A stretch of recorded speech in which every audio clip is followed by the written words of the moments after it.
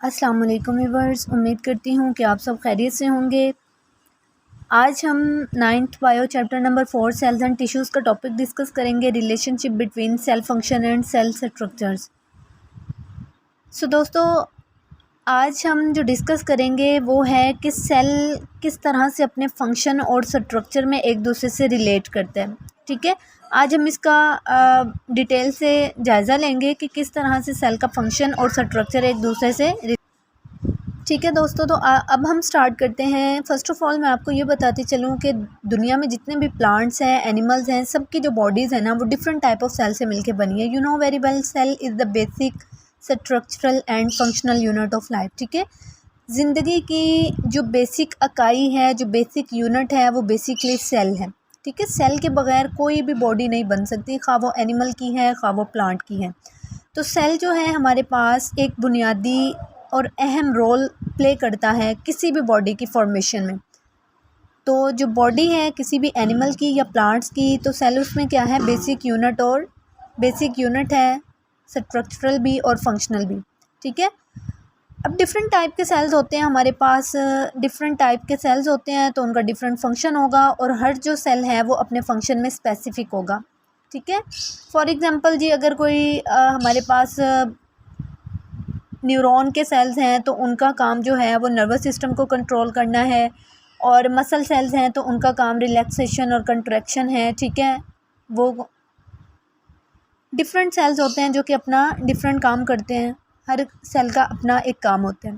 ठीक है, और इसी पे जो इंसान की या किसी भी जानदार की ज़िंदगी है ना वो बेस करती है, क्योंकि डिफरेंट सेल होने की वजह से डिफरेंट फंक्शंस होते हैं और वो इंसान की बॉडी के अंदर डिफरेंट काम कर रहे होते हैं। आप लोग जानते हैं कि ह्यूमन की जो बॉडी है ना, इंसान की जो बॉडी है, ठीक है, वो बेसिकली 200 टाइप ऑफ सेल से मिलके बनी होती है।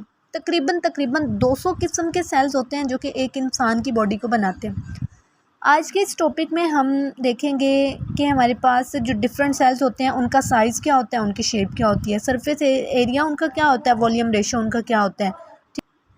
ठीक है, और उस सेल के अंदर जो ऑर्गेनेलीज़ हैं वो किस तरह से प्रेजेंट होती हैं और नहीं होती। फिर हम इसमें डिस्कस करेंगे कि हमारे पास ह्यूमन बॉडी के डिफरेंट सेल्स हैं, वो क्या काम करते हैं। फॉर एग्जांपल नर्व सेल्स जो हैं, मसल सेल्स जो हैं, red blood cells, skin cells, और डिफरेंट हमारे पास बोन सेल्स हैं, उनका क्या काम होता है। ठीक है, तो चलें जी हम स्टार्ट करते हैं अपने टॉपिक को।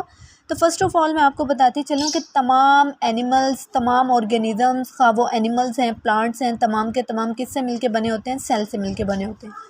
कुछ ऑर्गेनिज़म्स यूनिसेलुलर होते हैं जो कि एक सिंगल सेल से मिलके बने होते हैं, और उनकी पूरी लाइफ जो है सिंगल सेल पे ही मुश्तमिल होती है। ठीक है, डिफरेंट हमारे पास ऑर्गेनिज़म्स होते हैं जो मल्टी सेलुलर होते हैं, जो कि एक से ज़्यादा सेल से मिलके बने होते हैं, और उनमें लेबर ऑफ डिवीजन होती है, जैसे कि ह्यूमन बॉडी। ठीक है, एनिमल बॉडी, इनमें लेबर ऑफ डिवीजन होती है और सेल भी डिफरेंट होते हैं। तो हर जो सेल है उसका एक स्पेसिफिक फंक्शन होता है और वो अपना ख़ास काम परफॉर्म करता है। ठीक है, इसी तरह अब हम यहाँ से स्टार्ट करते हैं जी। देखें, सबसे पहले साइज़ एंड शेप की बात कर लें हम।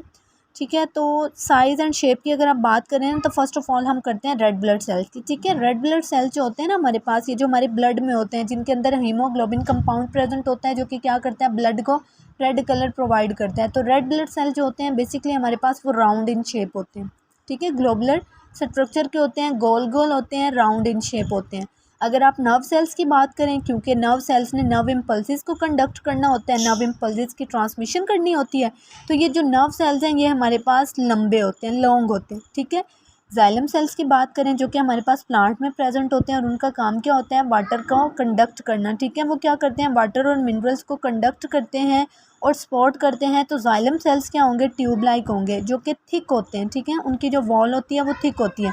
तो जाइलम सेल्स जो हैं वो ट्यूब लाइक होते हैं और थिक वॉल्स के साथ होते हैं, जो कि कंडक्ट करते हैं वाटर को और प्लांट को सपोर्ट करते हैं। ठीक है, उसके बाद हम इनके surface area to volume ratio की बात करें तो आपको पता है कि सरफेस एरिया हमारे पास जितना ज़्यादा होगा ना, उतना ही ज़्यादा सेल के लिए फ़ायदेमंद होता है। फॉर एग्जांपल जी, एग्जांपल लेते हैं हम यहाँ पे, रूट सेल्स आपने देखे होंगे। ठीक है, आपने रूट्स देखी हैं, जड़ें देखी हैं, जो कि क्या करती हैं, कंडक्शन ऑफ वाटर करती हैं, मिनरल्स करती हैं, ज़मीन से पानी को एब्जॉर्ब करती हैं, सक करती हैं, और प्लांट के एरियल पार्ट्स में क्या करती हैं, वो ट्रांसफ़र करती हैं।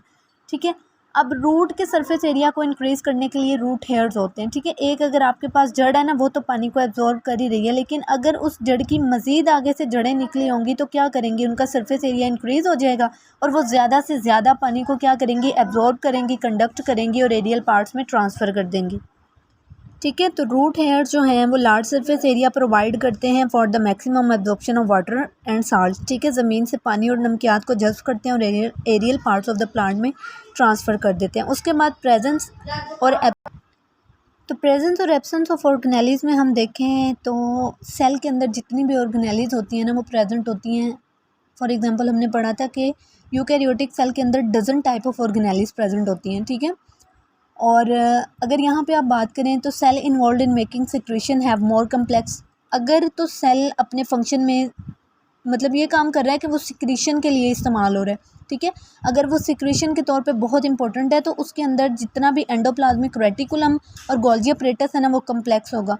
आप लोग जानते हैं कि एंडोप्लाज्मिक रेटिकुलम क्या करते हैं जी, और गोल्जी अपरेटस क्या करते हैं, पीछे लेक्चर में हम डिस्कस कर चुके हैं डिटेल से। गोल्जी अपरेटस बेसिकली और जो भी हमारे पास सब्सटेंसेस होते हैं उनको क्या करते हैं, पैकिंग करते हैं उनकी, ठीक है। उनको पैक करते हैं और उनको सिक्रेट कर देते हैं सेल से उस जगह पे जहाँ पे सेल को ज़रूरत होती है, या फिर अगर सेल को ज़रूरत नहीं होती तो वो क्या करते हैं, एज अ सिक्रेशन उनको सेल मेम्ब्रेन से बाहर निकाल देते हैं, ठीक है।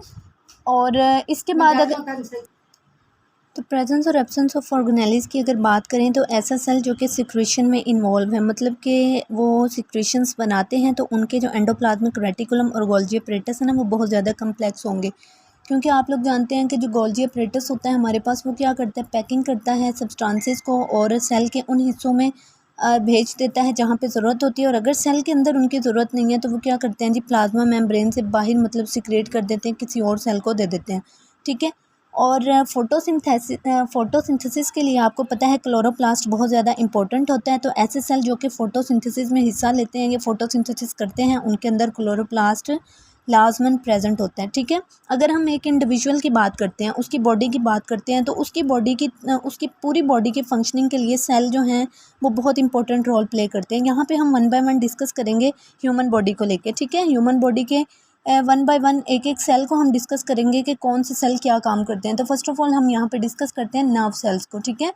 नर्व सेल्स अभी मैंने आपको बताया कि क्या करते हैं, ट्रांसमिशन ऑफ नर्व इम्पल्स के लिए इंपॉर्टेंट होते हैं, कंडक्ट करते हैं नर्व इम्पल्स को और कोऑर्डिनेशन ऑफ बॉडी में हेल्प करते हैं। और जो नर्व सेल्स होते हैं ये हमारे पास लॉन्ग सेल्स होते हैं, ठीक है। उसके बाद है मसल सेल्स की बात करें तो मसल सेल्स आपको पता है कि इंसान की बॉडी की मूवमेंट में हेल्प करते हैं, तो इनका काम क्या होगा, कंट्रैक्शन और रिलैक्सेशन, ठीक है। तो ये क्या करते हैं, बॉडी की मूवमेंट्स में हेल्प करते हैं, मसल्स को कंट्रैक्ट करते हैं और रिलैक्स करते हैं, और इस तरह से ये क्या करते हैं, बॉडी में हेल्प करते हैं। रेड ब्लड सेल्स की अगर बात करें तो रेड ब्लड सेल्स मैंने आपको पहले बताया कि ये क्या होते हैं, राउंड इन शेप होते हैं, ग्लोबुलर स्ट्रक्चर के होते हैं, इनके अंदर हीमोग्लोबिन कंपाउंड प्रेजेंट होता है जो क्या करता है, रेड ब्लड सेल्स को रेड कलर प्रोवाइड करता है, और यही रेड ब्लड सेल्स ऑक्सीजन को कैरी करते हैं, ठीक है, और पूरी बॉडी में फैल जाते हैं। वाइट ब्लड सेल्स की अगर आप बात करें तो वाइट ब्लड सेल्स हमारे पास क्या हैं, ये बेसिकली हमारे पास गार्ड सेल्स के तौर पे काम करते हैं। किसी भी पार्टिकल को जो कि बॉडी के लिए डेंजरस होता है, बाहर से आने वाला पार्टिकल जो कि बॉडी के लिए ख़तरनाक है, ठीक है, उसको किल करते हैं, या जर्म्स वगैरह आप कह लें। वाइट ब्लड सेल बेसिकली हमारे पास हमारी बॉडी में गार्ड सेल्स के तौर पे काम करते हैं जो कि बाहर से आने वाले जरासीमों को किल करते हैं और बॉडी को डिजीज़ से बचाते हैं, ठीक है, और कंट्रीब्यूट करते हैं अपना रोल बॉडी के अंदर। और जो हमारे पास ये जो वाइट ब्लड सेल्स होते हैं ना, बेसिकली इनको हम डिफेंस सेल भी बोल सकते हैं, क्यों, क्योंकि ये हमारी बॉडी की हिफाजत करते हैं, बाहर से आने वाले जरासीमों से लड़ते हैं। अगर तो वाइट ब्लड सेल्स हमारा इम्यून सिस्टम जो है वो बिल्कुल फास्ट है और स्ट्रॉन्ग है, तो जो वो बॉडी को लगने वाली बीमारी है ना वो नहीं लग सकती, क्योंकि जो वाइट ब्लड सेल्स होते हैं वो उनसे लड़ते हैं और उनको किल कर देते हैं। लेकिन अगर हमारा इम्यून सिस्टम थोड़ा सा फास्ट नहीं है, या आप कह लें कि स्ट्रॉन्ग नहीं है, तो ये क्या करते हैं, वाइट ब्लड सेल्स खुद किल हो जाते हैं, जिसकी वजह से बीमारी जो है अटैक करती है, जरासीम वगैरह अटैक करते हैं और जो बॉडी है वो बीमार हो जाती है। स्किन सेल्स की अगर आप बात करें तो स्किन सेल्स जो हैं हमारे पास वो बेसिकली फिजिकल बैरियर के तौर पे एक्ट करते हैं अगेंस्ट द फॉरेन मटेरियल, ठीक है, बाहर से आने वाले जरासीमों के ख़िलाफ़ ये भी हमारे पास फ़िज़िकल बैरियर के तौर पे एक्ट करते हैं, मतलब कि उनको रोकते हैं। और जैसे कि आप देख लें टेम्परेचर, टच, पेन वगैरह, ठीक है, ये हमारे पास कुछ रिसेप्टर्स हैं। और सेल्स, अगर आप बोन की बात करें, बोन सेल्स की, तो बोन सेल्स के अंदर हमारे पास कैल्शियम डिपॉजिट होते हैं जो कि क्या करते हैं, हमारी बोन्स को स्ट्रॉन्ग बनाते हैं। और अगर बोन्स स्ट्रॉन्ग होंगी तो जो बॉडी है कोई किसी भी ऑर्गेनिज्म की वो स्ट्रॉन्ग होंगी, क्योंकि जो बोन्स हैं ना वो सपोर्ट करती हैं हमें मूवमेंट के लिए, ठीक है। तो इसलिए ये जो बोन सेल्स हैं हमारे पास कैल्शियम डिपॉजिट होने की वजह से ये टफ़ हो जाते हैं और ये कंट्रीब्यूट करते हैं, सपोर्टिंग रोल प्ले करते हैं, ठीक है। उसके बाद यहाँ पे छोटा सा एक टॉपिक है cells as an open system. अगर आप cell as an open system की बात करें तो सेल जो है हमारे पास एक ओपन सिस्टम के तौर पे वर्क करता है, ठीक है, काम करता है। फॉर एग्ज़ाम्पल ये अपने मेटाबॉलिक एक्टिविटीज़ को करने के लिए, अगर सेल को किसी चीज़ की ज़रूरत है तो ये बाहर से लेगा, ठीक है, अगर नहीं है तो ये उस चीज़ को नहीं लेगा। ये परफॉर्म करता है मेटाबॉलिक प्रोसेसेस, ठीक है, और जिसकी वजह से प्रोडक्ट और बाय प्रोडक्ट्स बनते हैं मेटाबॉलिज्म के दौरान। प्रोडक्ट्स और बाय प्रोडक्ट्स बनते हैं मेटाबॉलिज्म के दौरान, अगर और जो सेल है वो इन्हीं प्रोडक्ट्स और बाय प्रोडक्ट्स को यूज़ कर लेता है या फिर ट्रांसपोर्ट कर देता है दूसरे सेल्स को, मतलब जो चीज़ इसको चाहिए होती है उसको अपने पास रख लेता है और जो चीज़ इसमें एक्सेस अमाउंट में होती है ये दूसरे सेल्स को प्रोवाइड कर देता है, ठीक है। और यही जो बाय प्रोडक्ट्स होती हैं या तो ये स्टोर कर ली जाती हैं या फिर दूसरे सेल को काम करने के लिए ट्रांसपोर्ट कर दी जाती हैं, एक्सक्रीट कर दी जाती हैं सेल से बाहर, ताकि दूसरे सेल इनको यूज़ कर लें। सो जी गाइस, ये था हमारा आज का topic, relationship between cell function and cell structure और cell as an open system. I hope so आप लोगों को ये टॉपिक पसंद आया है, समझ आया है। सो प्लीज़ गाइस, अगर आप लोग सेटिस्फाई हैं तो प्लीज़ इस चैनल को सब्सक्राइब करें, वीडियोस को लाइक करें, बेल आइकन को प्रेस करें ताकि आने वाली वीडियोस आप तक पहुंचती रहें। मिलते हैं नेक्स्ट टॉपिक के साथ, तब तक के लिए फ़ी अमानिल्लाह, अल्लाह हाफिज़।